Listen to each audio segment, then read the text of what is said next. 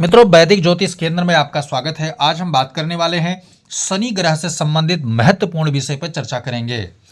शनि ग्रह क्या होता है कि ये जितना जन्मांक चक्र में खराब होता है और अच्छा फल देता, दोनों प्रकार के फल देते हैं, महत्वपूर्ण ग्रह माना जाता है। ये मृत्यु, आयु और कर्म और दंड का नायक माना जाता है। उसी प्रकार अपना स्वभाव ये गोचर में भी उतना ही महत्वपूर्ण रखता है। शनि की जन्मांक चक्र में जो दशा होती है वो 19 साल की होती है और अंतरदशा मिनिमम जो होता है वो 2.5 साल से 3 साल के बीच में होता है। अब इसी प्रकार का जब ये गोचर में अपना जब ट्रांजिट करता है, राशि चक्र पे अपना चलता है, तो जिस राशि पे आता है उसका प्रभाव कैसे रहता है उसके बारे में हम बात करेंगे। और उन्हीं प्रभाव यानी जो गोचर का योग होता है, गोचर में ही ये कैसे कैसे प्रभाव दिखाता है और क्या करता है उनके बारे में डिटेल से चर्चा करेंगे। तो गोचर में क्या स्वभाव आता है, कौन सा योग बनाता है, ये साढ़े साती और ढैया का योग बनाता है। तो क्या है साढ़े साती, क्या है ढैया, इसके बारे में चर्चा करेंगे और इसका उपाय आपको बताएंगे। साथ साथ में क्या हानि क्या लाभ और देता है इसके बारे में चर्चा करेंगे। चलिए वीडियो स्टार्ट करते हैं। शनि ग्रह का आज बहुत बढ़िया वीडियो रहने वाला, बिना स्किप करके वीडियो देखेंगे तभी समझ में आएगा। आप यहाँ हेडिंग देख सकते हैं, शनि साढ़े साती व ढैया विचार। ठीक है, आज हमारा जो विषय है वो ये है। सबसे पहले यहाँ देखिए, शनि का यह योग कैसे घटित होता है इसके बारे में हम चर्चा करेंगे। कारण जन्म कुंडली में ध्यान से देखना, जन्म कुंडली में शनि जिस स्थिति में है, यानी कि जन्मांक चक्र आपका जो भी हो, जिस लगन का भी हो, शनि वहां कहाँ बैठा है, किस राशि में, किस भाव में बैठा है, तो उसका वो स्वभाव बन गया। उस स्वभाव को वो एक्सेप्ट कर लेता है, बस और कुछ नहीं। उस स्वभाव को उसने ग्रहण कर लिया। उस स्वभाव के साथ वो गोचर में जब गोचर करता है, चलता है, उसी प्रभाव, ये मैं लिखा ना, उसी प्रभाव के साथ गोचर योग में जब शनि प्रथम, द्वितीय, द्वादश भाव में आता है तब साढ़े साती लगती है। ध्यान रखना, प्रथम, द्वितीय और द्वादश भाव में, यानी एक साथ 3 भावों, 3 राशियों की साढ़े साती लगती है। ध्यान रखना, मान लिया है कि गोचर में शनि कुंभ राशि में अभी वर्तमान में चल रहा है, तो साढ़े साती किसके किसके ऊपर है, मकर राशि वालों पर है उतरती हुई, कुंभ राशि पर मध्यवस्था और मीन राशि पे चढ़ती हुई।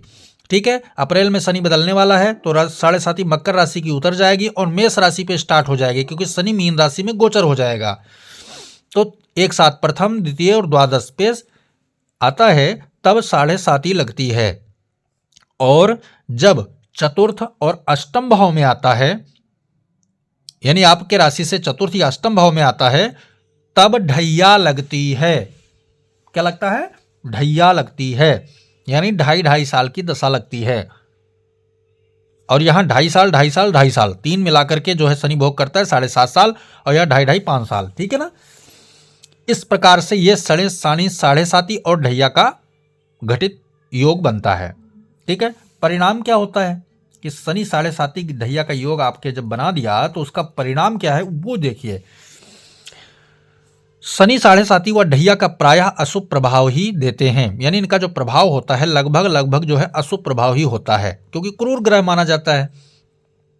और इसके कार्यक्षेत्र में कर्म आता है, कर्म महत्वपूर्ण विषय है, और दंड आता है, मृत्यु आता है, आयु आता है। तो ऐसे लगभग इनका 99% लोग, 90% मान लीजिए अशुभ प्रभाव ही होता है। परंतु नहीं, स्वभाव क्या है, जो हमने विषय किया था कि जन्मांक चक्र का स्वभाव वहां पर ग्रहण करके चलता है शनि।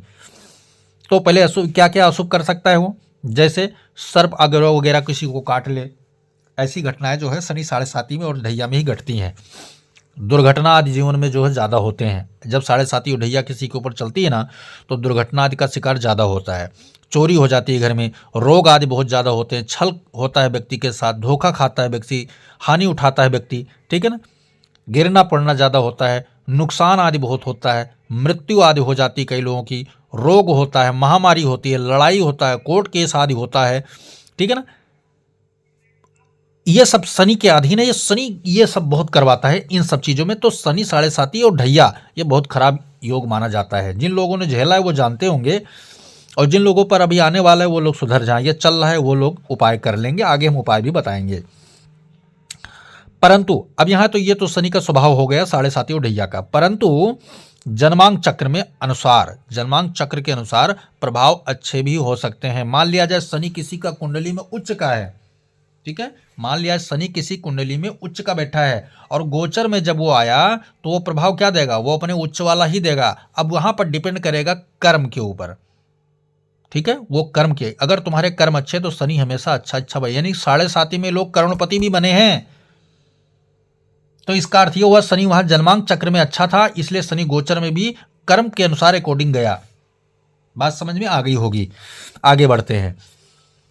ढैया, ढैया अगर तुम्हारे लग रहा है, ढैया आप झेल रहे हैं, तो चतुर्थ भाव का अगर ढैया आपके है, यानी आपके राशि से शनि चौथे भाव में है, ठीक है, तो क्या करेंगे आप, यह उपाय, चतुर्थ भाव में शनि होने पर बहते हुए जल में शराब प्रवाहित करें, यानी शराब जो होता है ना वो प्रवाहित करें, शनि का बीज मंत्र जप कराएं। ये उपाय आप कर लेंगे तो ढैया आपका शांत हो जाएगा, ठीक है।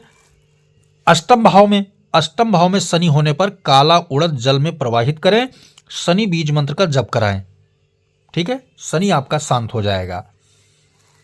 7.5 की बात करें, 12वें घर में शनि होने पर शराब मांस का प्रयोग ना करें, ये ना खाएं, ठीक है, तो शनि आपका शांत रहेगा।